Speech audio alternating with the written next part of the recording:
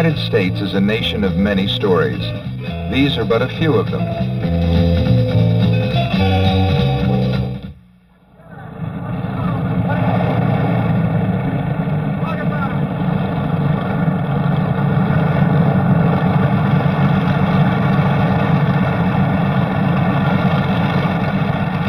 If you don't recognize this object, that's understandable. Not many people in the world today have ever seen one in person, much less ridden inside one. This is an airship, a blimp, a lighter-than-air craft that is engine-driven and steerable. Blimps are a link to the colorful past of aviation, when very large experimental craft were built and flown.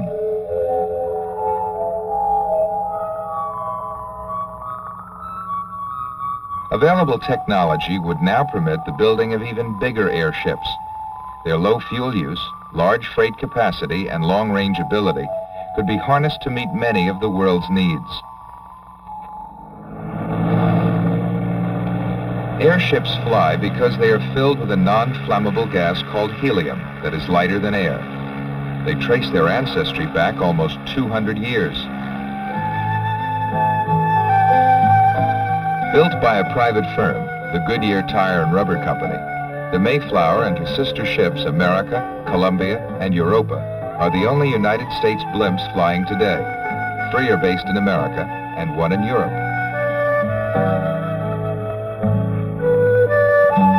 They are often used as camera platforms to televise sporting events.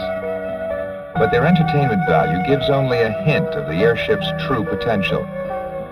In a world concerned with energy conservation, pollution, land use, and economy of transport, here is a vehicle made to order. Using nuclear power, airships could have unlimited range and handle cargoes bigger than the largest transport plane now flying. The size and shape of airships to come would vary according to purpose. They would be used as platforms for scientific study, recreational vehicles for luxury travel, goodwill ships ferrying relief supplies, or acting as flying hospitals in disaster areas. Experts say future cargo airships could have a potential 1/2 million kilo capacity and a range of 16,000 kilometers. Other dirigibles could help develop food sources of countries whose fertile land is otherwise inaccessible, carrying in men and machinery, carrying out crops.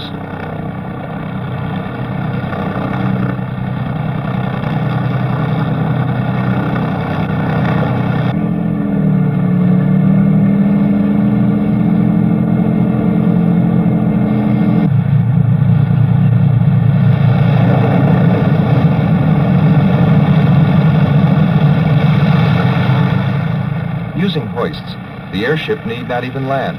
But if it did, only a small clearing, a portable mooring mast, and an easily trained ground crew would be required.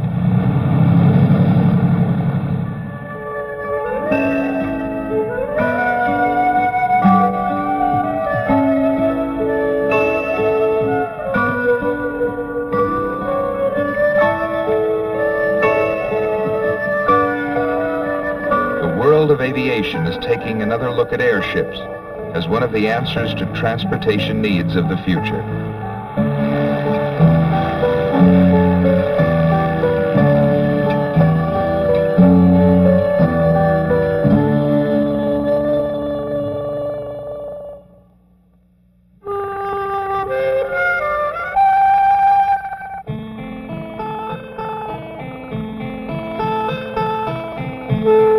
The year, 1776. The town, Williamsburg, in the Commonwealth called Virginia.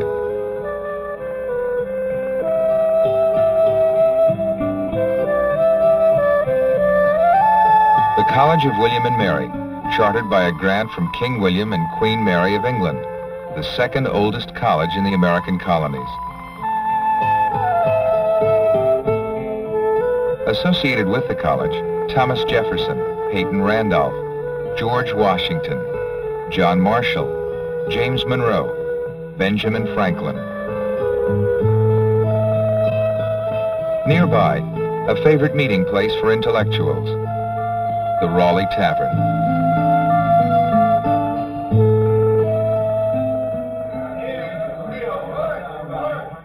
Here, 5 William and Mary students formed the first Greek letter fraternity in the colonies, Phi Beta Kappa. Originally devoted to literature, debating, and jollity, it has evolved into an honor society, recognizing intellectual capacities well employed. 200 years later, the College of William and Mary remains the spiritual center of Phi Beta Kappa, despite the fact that chapters have formed at 151 colleges, universities, and graduate associations across the nation and in other countries. Today, there are about 120,000 living members.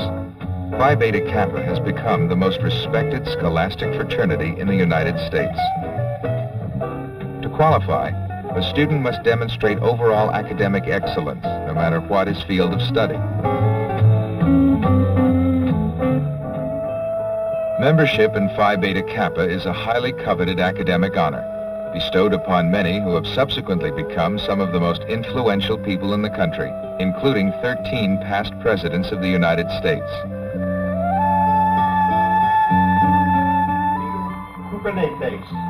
Meaning the love or quest of wisdom, the guide or inspiration of life. The Greek word kubernetes, the prototype of the Latin word gubernator. To swear on the holy evangelists of Almighty God. To swear on the holy evangelists of Almighty God. As calling the Supreme Being to attest this my oath. As calling the Supreme Being to attest this my oath.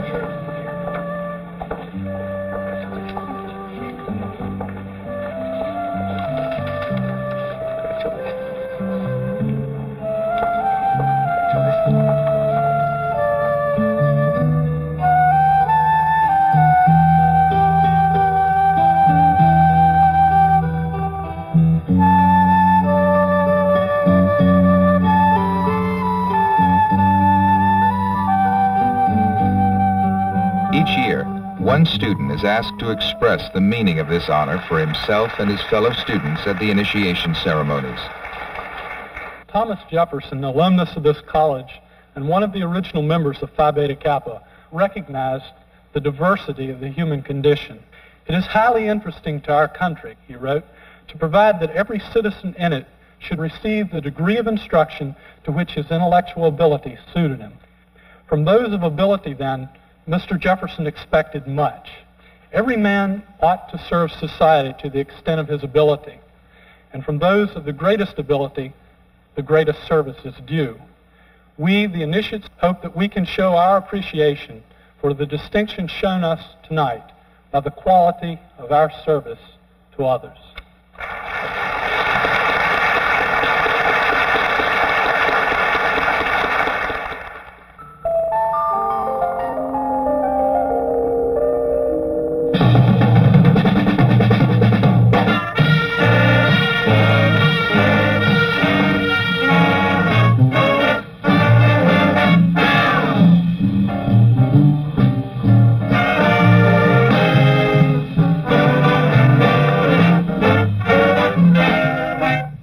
A rehearsal of a different kind of high school band. It is not a marching band, but a swing band, playing the sounds of the 40s. There are 30,000 teenage jazz groups performing in America today. The Babylon AllStars come from the various school districts of the town of Babylon, New York.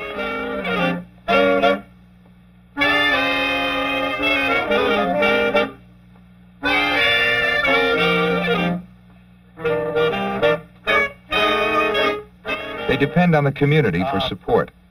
The town council lends financial aid. The schools offer their facilities for rehearsals. And the parents encourage their children's efforts as enthusiastic audiences.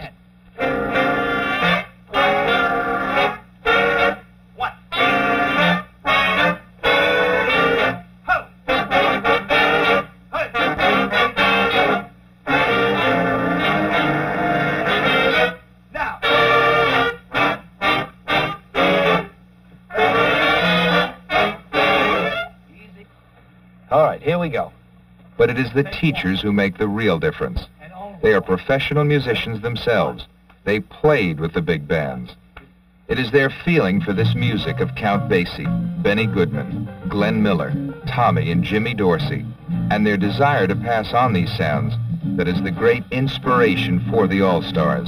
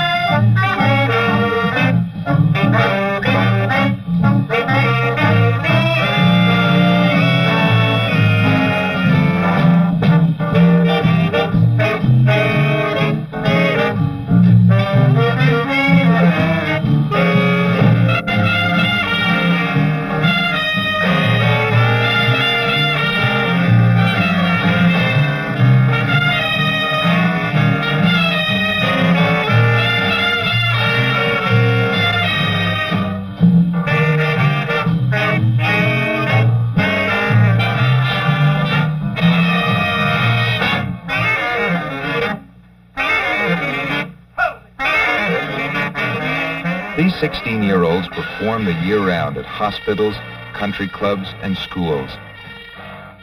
The AllStars have appeared at Montreal's Man and His World Festival and have been invited to participate in the American Youth Speaks Through Jazz Festival in Paris.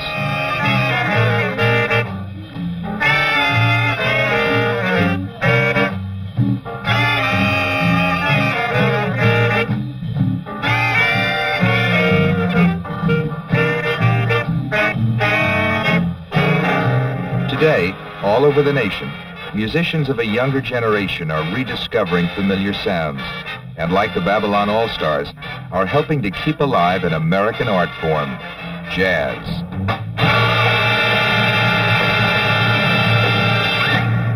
Sure. All right.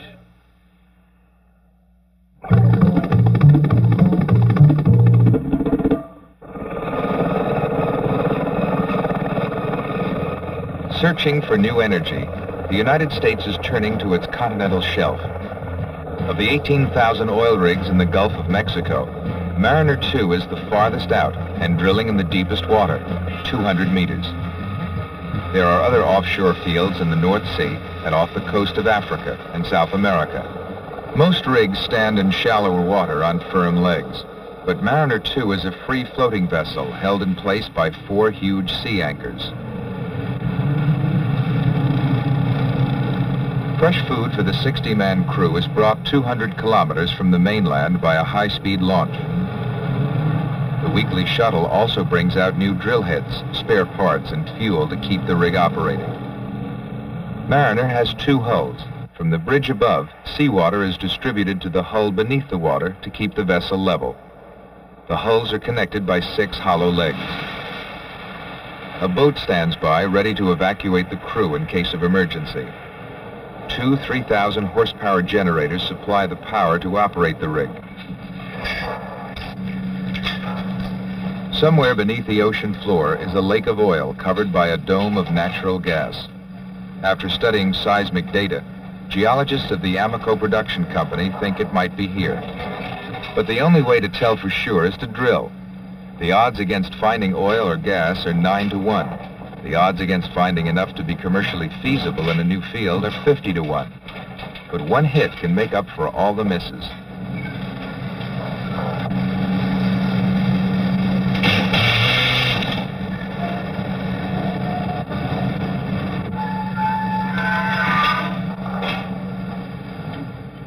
When the drill bit is worn, there is nothing to do but pull out the pipe, which can be as much as 6 kilometers long. To raise such a weight, the derrick must be able to lift 700,000 kilos.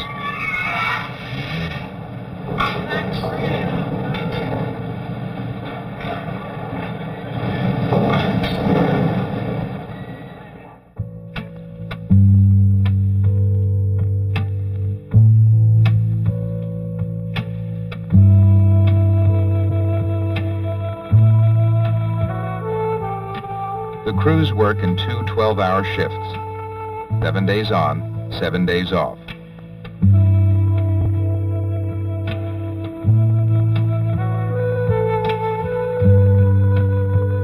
Food is good and plentiful.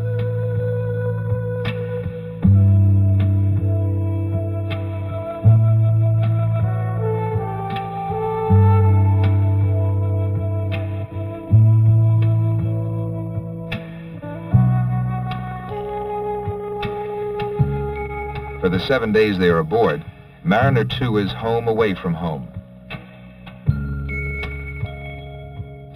Most of the men have families and work on small farms or second jobs while ashore. As with all men whose lives literally depend on each other, a strong sense of camaraderie develops within each crew.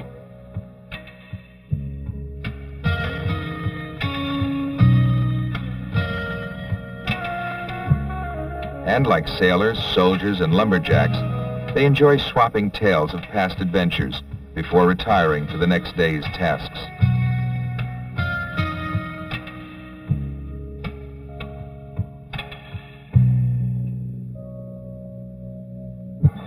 The work never stops. At 3 a.m., a blowout prevention stack is lowered through the deck hole. It will sit on the ocean bottom, ready to choke off the well if the drill suddenly punctures a pocket of high-pressure gas and oil.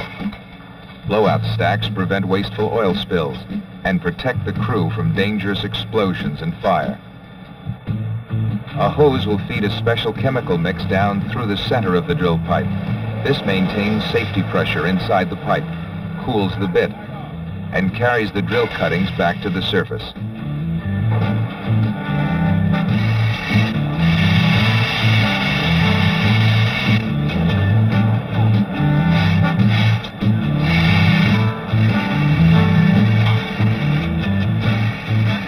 Exploration at sea requires a much more sophisticated technology and is 7 times more expensive than exploration on land.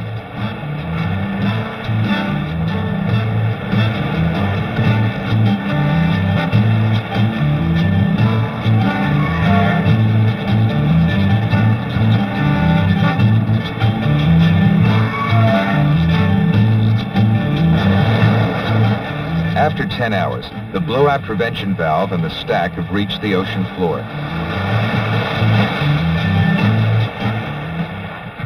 Before drilling can proceed, a TV camera is lowered into the water to check that all fittings are tight and the hoses are unsnarled.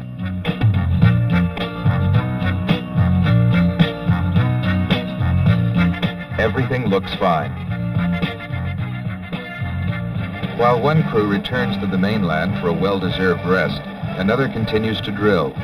With a smile from Lady Luck, they will hit gas and oil that will be sent to the mainland through a network of underwater pipes, feeding the lifeblood of new energy to a growing economy.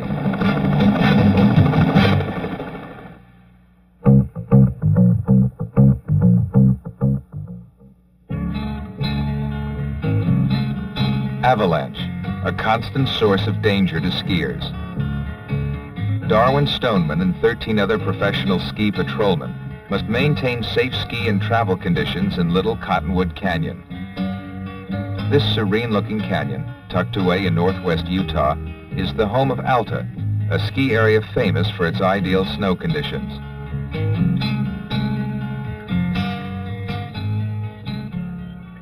This morning, Stoneman and 2 other patrolmen are going up the mountain before the ski area opens. They are going to start an avalanche.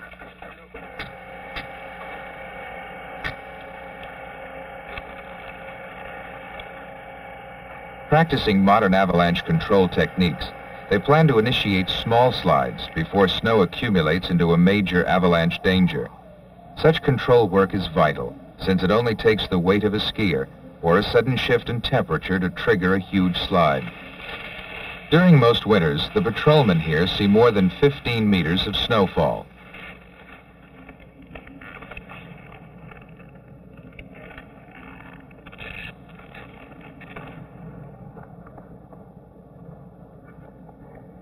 High-powered guns shoot explosive projectiles to blast snow off steep slopes.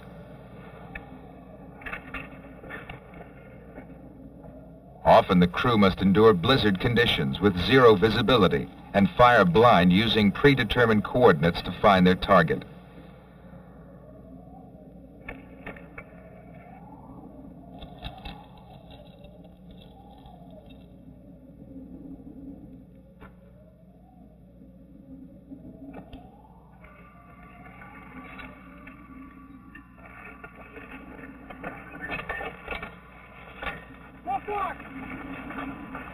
Okay, ready to fire?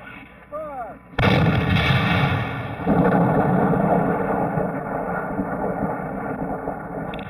The team runs through a well-rehearsed procedure to ensure their safety while firing. After a heavy snowfall, the gun crew shoots as many as 50 rounds before their job is done.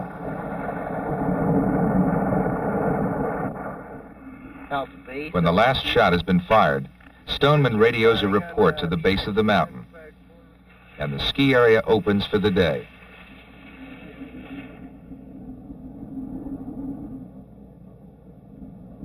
The patrolmen break up into teams of 2 and inspect remote parts of the ski area for remaining avalanche danger. Each carries an electronic transmitter. These specially designed devices emit a constant signal to help locate a patrolman should he be buried in an avalanche.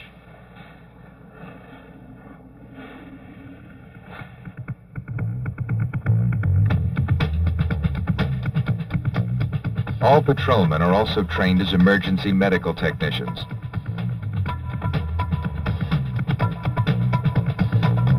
This skier has possibly broken his leg. Once he has been made comfortable, he is quickly taken down the mountain, where transportation to a nearby medical clinic awaits.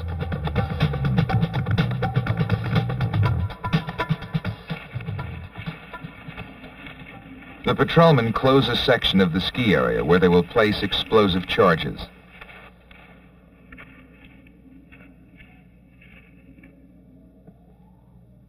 Hand charges are often the preferred tool for avalanche control, since they can be more precisely placed.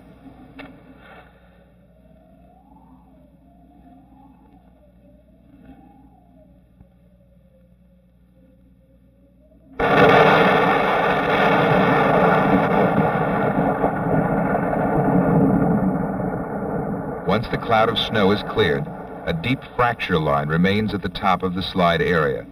It is examined for clues about conditions under the surface snow, clues that will help predict future avalanche danger. Of course, to Stoneman, skiing is more than a job, and the end of the day usually leaves time for one last run. Darwin Stoneman, one of the best skiers in Alta. But look out below!